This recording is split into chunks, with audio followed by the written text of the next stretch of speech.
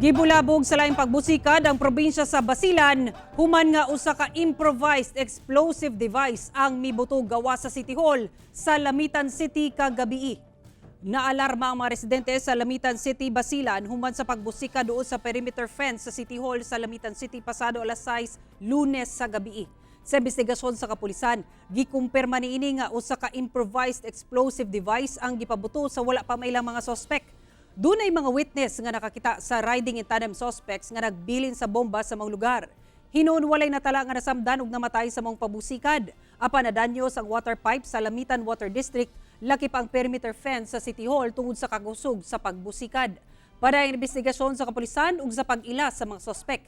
Kay numduman nga niadtong Mayo 30, duha ka bomba usab ang mibusikad sa Isabela City sa Basilan. Usa niini ang IED nga gibilin sa usa ka fast food chain ug sa garahe sa usa ka bus company sa syudad.